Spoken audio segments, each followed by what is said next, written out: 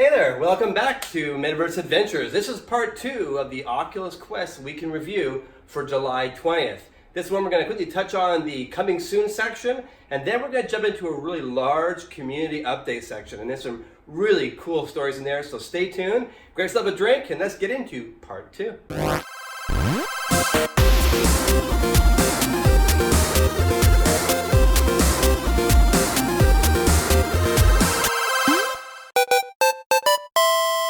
In our coming soon section, I don't have a lot to share you this week. There wasn't a lot of new announcements or trailers except for one, and that is, of course, Doctor Who: The Edge of Time. Now, that's a game that's launching later this year, sometime in September timeframe, and as you know, it's based on the very, very fabled BBC series of Doctor Who, and they released another trailer this week, and it's a bit of a teaser. There's not much here to show you, just kind of images of what the TARDIS might look like. Maybe showing the center console of that awesome device, ship, whatever you want to call it, time-traveling portal. And, you know, for those Doctor Who fans, myself included, these teasers are making me salivate. I really am curious where they're going to take this game. And it seems like, just based on last week's 5-minute interview, developer interview that I put out there, that there's a lot of love going into this game. I think this is going to be potentially a big hit. But we'll see. I mean, the jury will be out when the game comes in. But I'm hopeful for this one. And this teaser just got me more teased. Thank you. Okay, so the last section for this week, and it's a big one. The community, like I said, the top of the show, has got some mind-blowing things going on. And to start with, let me start off by something that I want to correct from last week. And that is a game called Zenith. Now, you heard me talk about Zenith and that they're looking for support and looking for people to join their Discord and become testers, and also make some noise and let Oculus know you want this game in the store. I called it an MOBA last week. That's a massively online battle arena, and that is categorically incorrect. And I must admit, when I even wrote that down, I hesitated because in other places I did see that it was called an MMO RPG, but I got my wires crossed. I was reading a game's description from Counter-Strike, which just happened to be in the same article, and there were a lot more details about that game than on Zenith, and I got my wires crossed. And I apologize to Zenith already on their Discord, and I apologize to all of my listeners for making that error. It is an MMO RPG, role-playing game. The likes of, you know, things like World of Warcraft or EverQuest, and of course, Orbus VR. Now, this game, though, is a little different. Apart from its anime style, you know, graphics that you see here, it has some pretty ambitious things going on. Some of the things that they talked about and they announced just this week is that they're going to be featuring a new class system that basically allows you to pick a character, be a melee class, spellcaster, or really any other class. But then when you go out, you do a loadout and you basically kind of dictate that gaming session, you're going to be doing more defending or more healing or more damage, you know, dealer, whatever it might be, whatever the style play you want, without having to change your character. And as you know, if you're playing a mage in, say, World of Warcraft, and you want to become a tank because your group is missing somebody, you can't really do that with ease. In fact, you have to go start another character and build it up and such and such. Zenith is taking a different approach. Now, there's a great interview over on Eric for President. He did a live one this week, and the developers share a lot more details about some of the things that they're doing for this game. And if you're an MMORPG fan, you really are going to go check out that interview, because some of the things that he talked about were like, absolutely, yes, please develop it that way. It really addresses a lot of the gripes that I've had with MMORPGs for the last decade. They've all kind of fallen into similar patterns, and it really seems like Zenith are recognizing that they can break those patterns and bring a better experience to the table. So this is definitely one that if you're thinking this is something that you're interested in, go join their Discord, maybe sign up for their beta testing.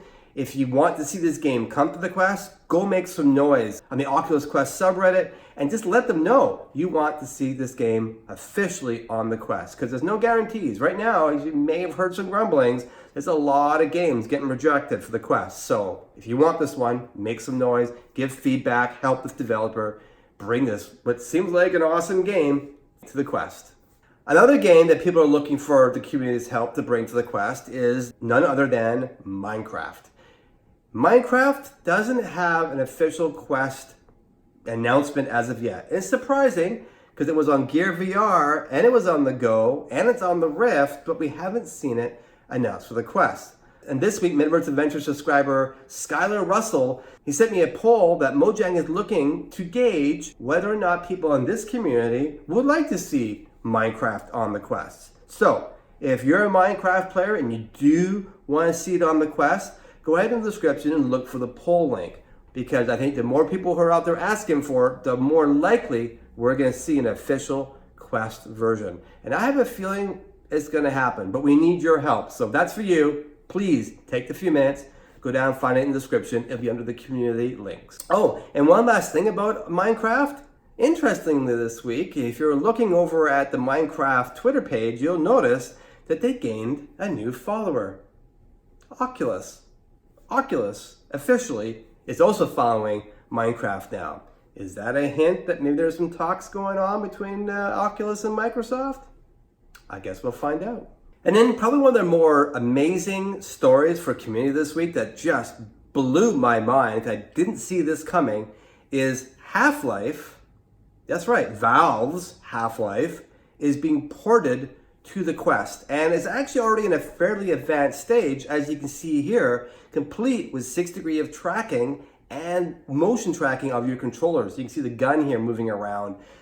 I didn't see this coming at all, and it's made by the prolific modder by the name of Dr. Beef. You can go and find him over on Reddit. He does lots of posts.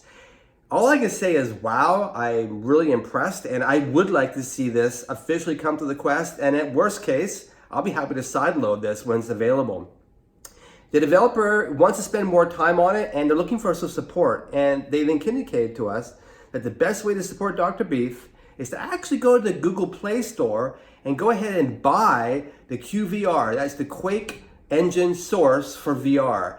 Quake was a great game back in the day, and it was ported to Google Cardboard, so I imagine a lot of you would probably go and play this. But if you buy it, some of that money goes straight into the pocket of the developer, Dr. Beef, and that'll allow him to have more time to focus on porting this game. So if you have any hope of getting Half-Life on the Quest, which I didn't see that coming, go throw a few bucks in this fella's pocket and encourage him to please continue to make this game, and please make it available on SideQuest at some point. And again, I'm just so surprised that I'm going to be playing Half-Life on my Quest at some point in the not too distant future. This Quest community is truly special. And for all of those out there who are big Halo fans, well, I got some good news for you. There's a game being developed called Animov that's coming to the Quest, and you can already see there's some footage here already out. And in fact, this game isn't only coming to the Quest, it's coming to a lot of platforms, but the focus is making sure it works with the Quest first and then ported to the others. And this is like I said, a Halo-inspired sci-fi game, and it's made by developer R1 or More, who also has a couple of games for the Oculus Go. One called Fire Zone, another one called Hardlight Blade. And they're taking their talent and making these kind of games, and they're focusing it all on the Quest and making sure that the Quest title is the best experience possible. In fact, they're developing for the Quest first and then optimizing it for other platforms secondly. So that's really good news. And in fact, they already are able to demonstrate 10 concurrent players in the Quest version, and they're going to aim to get it up at 16. They think they can do it. There's currently 3 game modes. There's an AI for both online and offline. And right now they have 2 medium-sized maps. So they're already making really good progress. As you can see here, it's already looking fantastic. This is definitely one to keep your eye open for. I hope it goes somewhere. I hope at a minimum, we get to see it SideQuest in the near future and maybe a beta version. And hopefully, fingers crossed, it makes it to the Oculus Quest store. But we'll see. Like I said, our Oculus is being really picky on what's going in that store. If you're an Orbus VR fan, well, some good news for you this week. There's a whole bunch of new information about the new Reborn content map. This is their long-term roadmap. Right now, they're detailing out Q3 and Q4 of that roadmap. And they've detailed a few cool things that are coming out. So, July 23rd, it's pretty quick here coming up. You're going to be able to do a whole bunch of new hairstyles. And you can see here in this quick clip, you get to customize your hair and play around with it. So that's pretty neat. And they've included a bald character now. Hey, yay! You'd be surprised at how many games don't have ball characters. I always feel so left out. So thank you, Orbus, for making a ball character.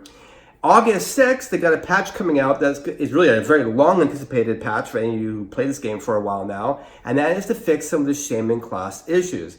And they're going to be doing some pretty cool things, including changing the respawn timer on the orbs that you get without losing the DPS, plus a whole bunch of more things going on for that class. So if you're a Shaman player, hang in there. Some cool changes are coming out just around the corner. And on August 20th, in keeping with the traditions of the area, they're going to be decorating the entire city of High Step in a Harvest Festival theme.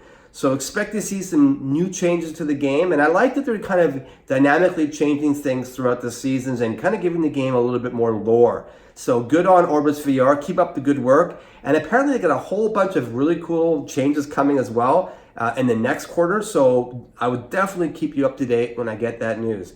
And for all the Orbus VR players out there, please go ahead and leave a comment when you try these new add-ons out. Let us know what you think and what kind of hairstyle did you end up making with your character. Go ahead and send us a picture. And the last game in the community section I want to talk about this week is SuperHOT.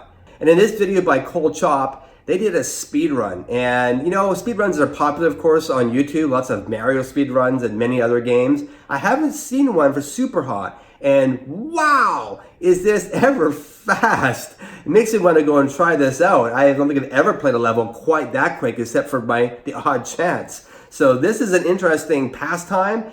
They think they can get it even faster than this. And apparently it's a very thrilling way to play the game. So if you're a SuperHOT fan, maybe it's something you gotta check out and see if you can get the high score and the fastest speedrun through some of those levels. Just yesterday, I posted a new video about how to get your Oculus Quest first comfortable onto your face, and then more importantly, how do you know you've even got it dialed in correctly? How do you know the lenses are in the right spot as compared to your eyes? And I went into a lot of detail on how you can even measure to see if you've got it on properly. So if you're having any kind of eye strain or you're feeling motion sickness still, you might want to go check this video out. There's a lot of tips in there. It is a little longer and it's fairly comprehensive. So if you're comfortable, don't bother. But if you're not, I really do encourage you to go and check it out. In a follow-on to that video, one of the things I talked about was the deluxe audio strap. This is an HTC Vive add-on that came out a number of years ago, and some Questers have been putting it on their Quest, and we call it the FrankenQuest. And those who've tried it, by and large, have said it makes a huge difference to the comfort. So if you've tried the other low-cost options, you might want to go and explore this one. Now, it's usually over $100, but right now, there's an eBay link from a Microsoft store. And this is a weird one. I don't know why it's out there. I guess they're getting rid of stock, I assume. But it's only $75. But you gotta act fast, because as of this news, it's already 89% sold, and it was like 600 and some have sold. So there's not a heck of a lot left. Maybe, you know, less than 100 of these things. And if you want to get one and make your own FrankenQuest, you got to get on it quick. Link below, and good luck for those who want to spend the money on what apparently is one of the best straps out there. And that same video I put out yesterday also got me an email from Dave over at Studioform. Studioform, as you may know, is the company who made that strap that goes over the top of your head that helps to lift some of the weight off your face. And I detail this in my video on the subject.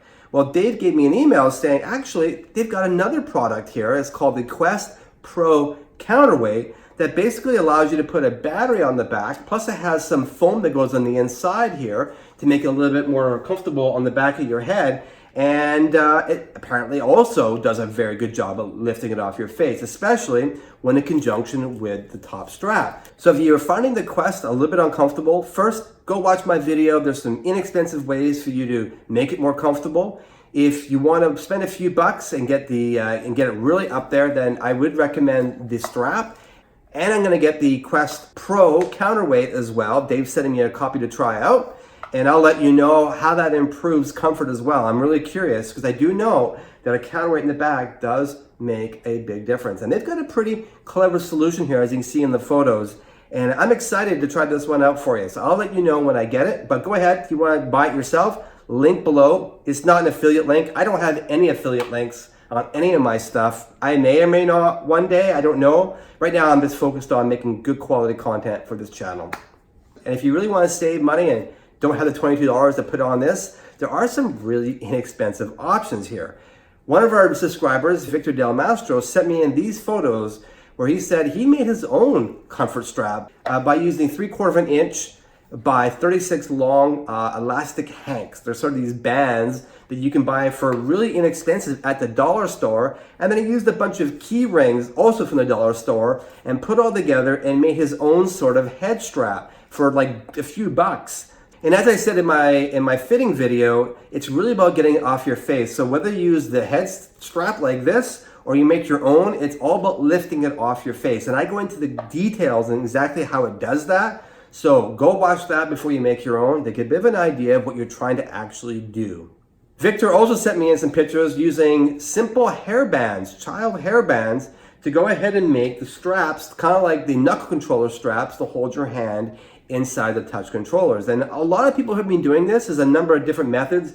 One of them even including the strap that comes with the Quest, wrapping around your ring. There's a number of ways of doing this. I've tried it. I didn't love it, but I might try the elastic band method or these kid hairbands, because that sounds like it might work better for me. But if you're looking for something that's kind of like Knuckles, where you can hold your controller and let go totally and it just sort of floats in your hand versus dangling off the wrist strap, then I encourage you to figure out how to make your own kind of valve knuckle straps, because it does seem like a pretty good option to be able to hold on to it while you let go.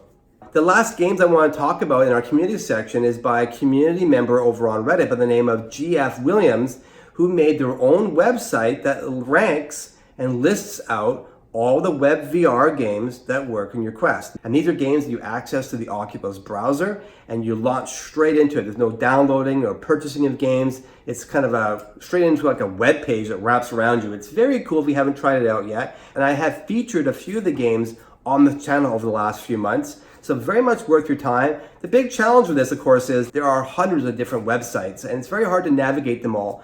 So GF Williams making this website is great because not only do you get a little picture and a little description, he's even giving you a score, kind of like the Oculus website, out of 5. So you can quickly see what games rank the highest and lowest, and go check some of those out. You can get to all this, like I said, to the Oculus browser, including his website, and then launch straight to those apps from there and go right into VR. So this is pretty slick, and if you've always wanted to check out WebVR but didn't know where to start, this is the place to go. Again, xrca.de, link below.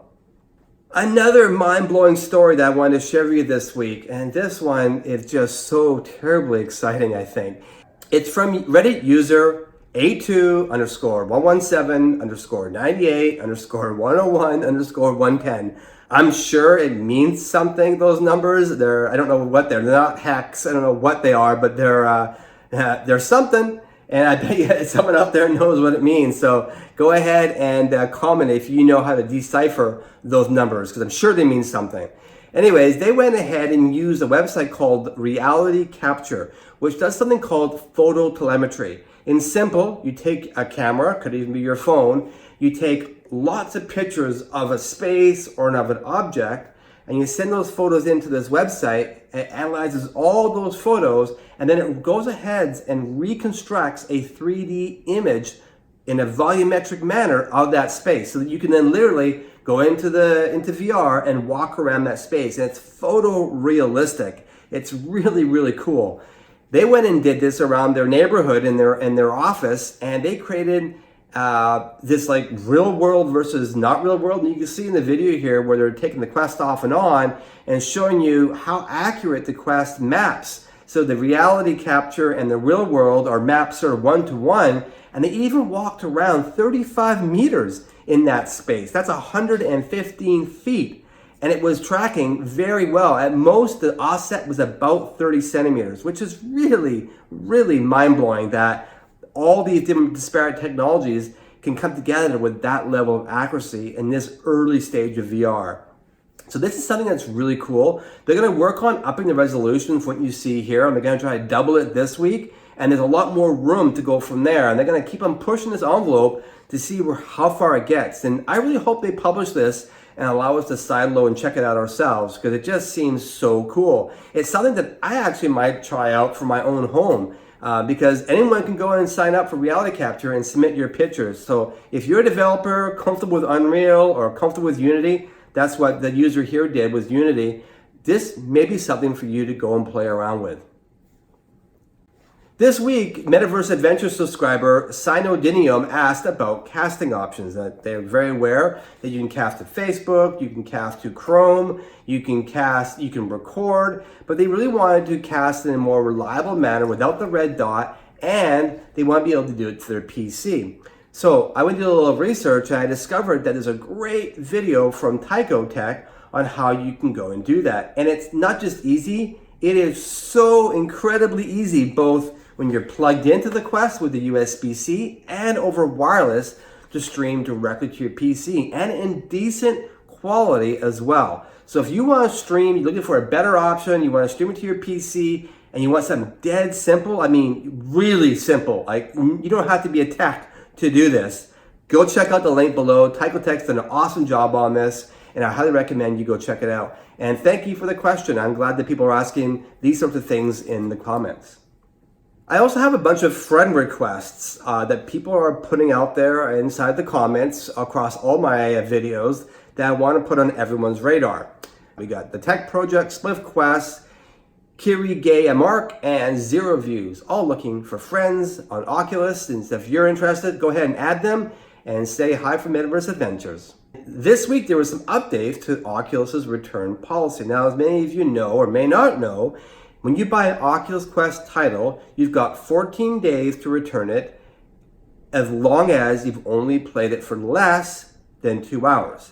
Now, apparently, some people were taking advantage of this policy and returning way too much, so Oculus had to put a cap on it, and they've now said that they'll still honor that. However, you can only do 5 returns in a 30-day period.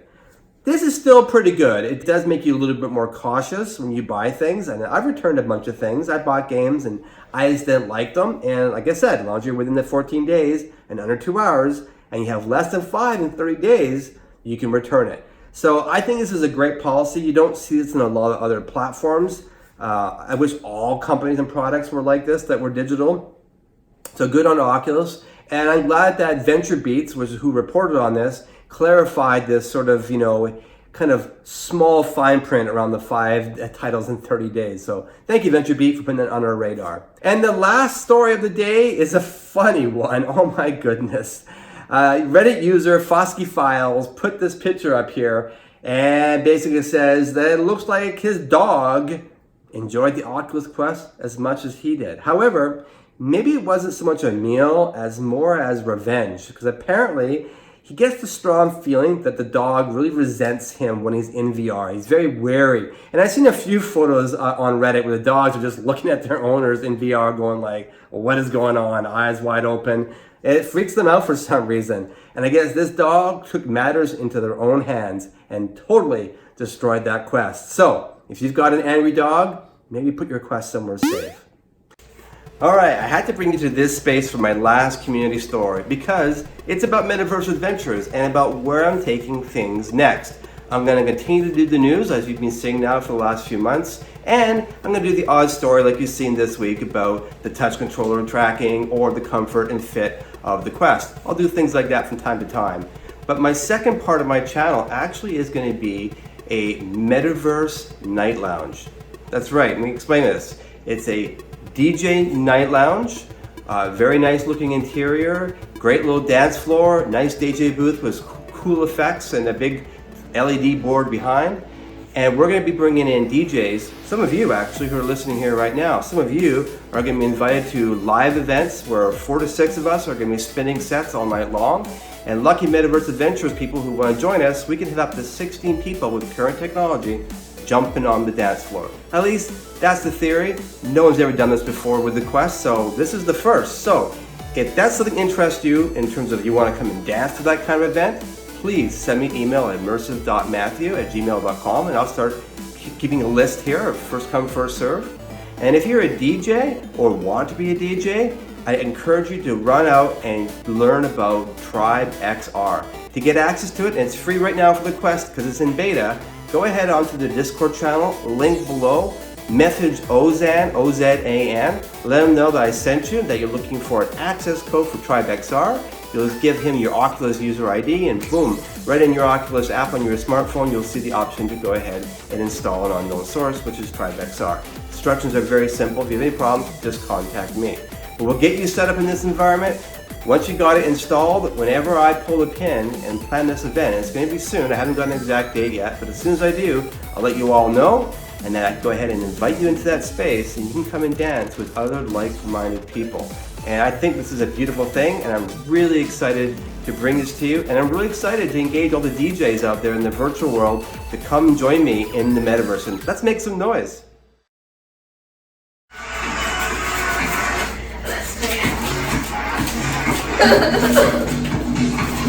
Oh, this is cool.